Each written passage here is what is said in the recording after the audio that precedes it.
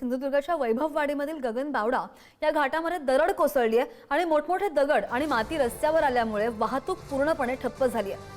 संध्याकाळी 4 वाजेपर्यंत रस्त्यावरची दरड हटवण्यात येणार आहे असं प्राथमिकरित्या कळतंय। कोल्हापूर आणि सिंधुदुर्गला जाणाऱ्या प्रवाशांची मात्र बरीच गैरसोय होतीये। अधिकची माहिती आमचे प्रतिनिधी उमेश बुचडे आपल्या सोबत आहेत। उमेश, ही दृश्य आपण पाहतोय कशा प्रकारे दरड कोसळलेली आहे, वाहतूक सध्या ठप्प झालेली आहे, प्रशासनाने ही दरड हटवण्यासाठी कशा प्रकारे प्रयत्न सुरू केलेत, प्रवाशांचा बराच खोळंबा होतोय।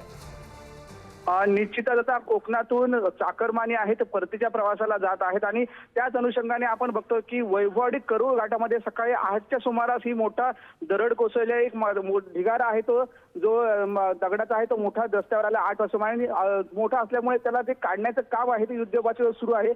प्रशासन करतं आहे पण जवळ दुपारनंतर म्हणजे 4 वाजेपर्यंत हा गलबा बाजूला येईल अशी शक्यता आहे। आणि सध्या बघितलं 2 घाट जे गरुड गगनबावडा घाट आहे आणि फोंडा घाट आहे या मार्गे वाहतूक सुरू होती, पण फोंडा घाटमध्ये सकाळी पहाटेच्या सुमारास आपण बघितलं तर 2 जे कंटेनर होते ते रस्त्यावर लागले होते आणि त्यामुळे देखील अडथळा निर्माण झाला होता आणि त्यामुळे बंद पडले होते। त्यामुळे अडथळा निर्माण झाला। दोन्ही घाटामध्ये आता धीम्या म्हणजे गरुड गगनबावडाचा घाट ठप्प झाला आहे, पण जो फोंडा घाट आहे तेथे देखील वाहतूक विस्कळीत झाली होती सकाळी। आणि दोन्ही जे घाट आता जर समजा अशा पद्धतीने राहिले बंद राहिले किंवा विस्कळीत झाले तर चाकरमानी आहेत ते परतीच्या प्रवासाला, कारण कोल्हापूर पुणे मुंबई जाण्यासाठी या घाटांचा प्रामुख्याने सिंधुदुर्गातून उपयोग होतो आणि त्यामुळे वाहतूक ही करूळ घाटातली ठप्प झाल्यामुळे मोठा ताण आता हा जे खासगी कार चालक आहेत किंवा एसटी प्रशासन असेल, त्यानंतर दुसरं बघितलं तर आपण मोठे जे कार चालक आहेत किंवा खासगी वाहनं आहेत हे आता घाटामध्ये अडकून पडलेले आहेत काही ठिकाणी। आणि कधी घाट हा मोकळा होतोय, कधी आपल्याला जायला मिळतं ही वाट बघत, कारण प्रत्येकाला अनंत चतुर्थी यायचं असतं, परत परतीच्या प्रवासाला जायचं असतं, त्यामुळे हे सगळं ठप्प झालेलं आहे एकंदरीत।